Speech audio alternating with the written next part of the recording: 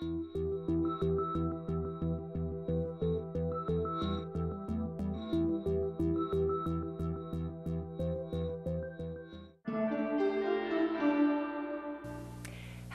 and welcome to Greater Montclair, the show where we shine a light on the individuals and organizations in our community that make a difference for our neighbors in need.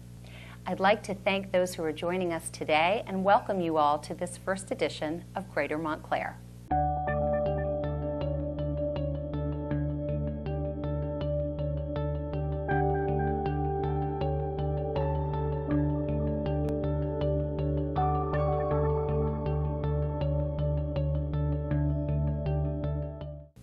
And now we're going to take a little break from the studio, and Imelda Muench, longtime Montclair resident, is going to be on the scene at the Salvation Army. Their Montclair Citadel, right here in town, is one of the providers in our area that serves homeless individuals and families. Take it away, Imelda. I'm here at the Salvation Army with Major Larry Ashcroft. And I first want to ask you, as an organization, are there certain parameters that the Salvation Army has in order to provide services to someone? Yeah, we do have an intake policy as far as that goes, but we just need proof that a person doesn't have a domicile in which to live, really, that they can call someplace permanent and give us some kind of proof that you've been evicted or, foreclosed. Then we can begin to work with you. So once this process begins, then what are the services that the Salvation Army can offer to someone who's homeless? Well, we have a 23-bed shelter called Cornerstone House, which is over on North Fullerton. You can throw a rock from Town Hall and hit it. Correct. Yeah, I know where you speak. Yes. So we have 23 beds. We could probably use 50. Sure. Or more. But we house intact families, single men and single women, all on different floors. And it's a 90-day shelter with the idea of getting people back in a permanent housing situation within that 90 days.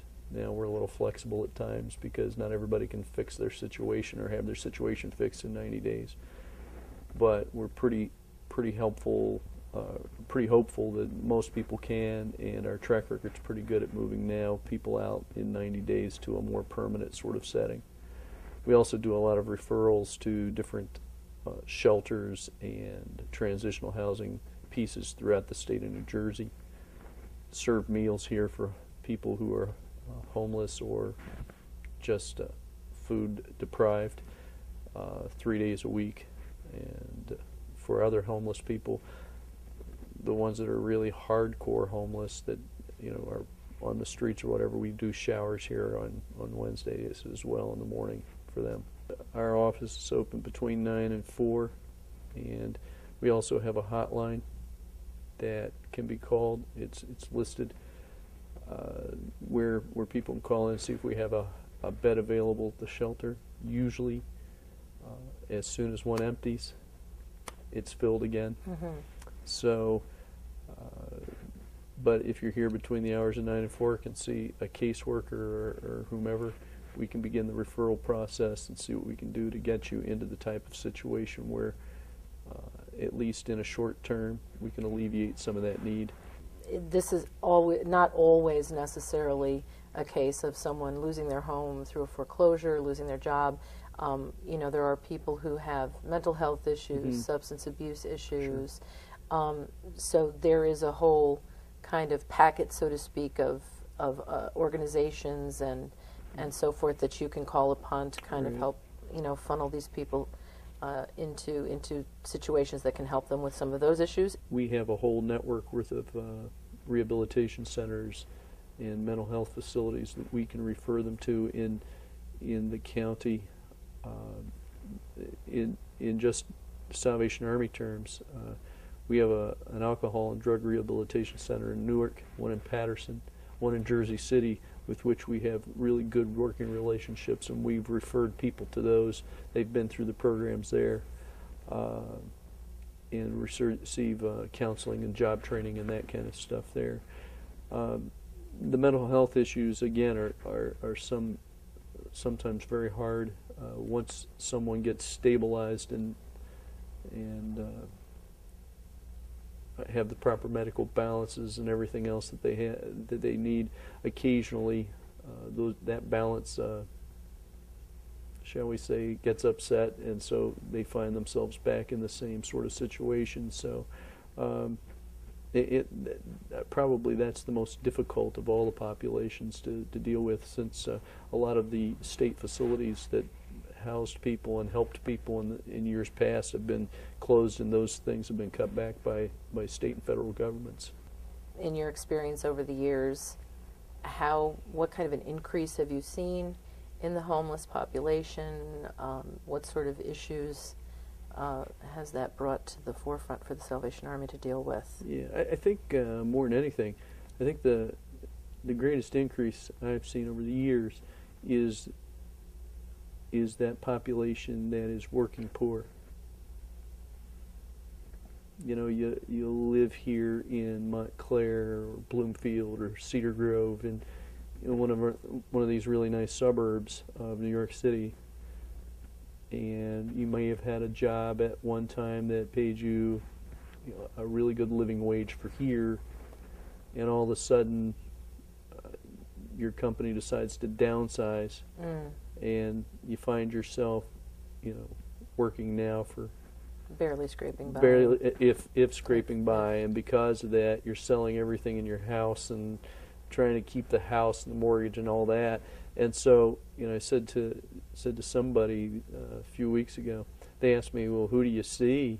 I said, I probably see your neighbor.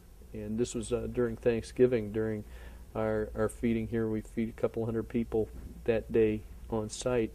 And the person said, nah, I don't think you'd see my neighbor. They came to volunteer and just put their arm around me a little later in the day and went, I saw my neighbor.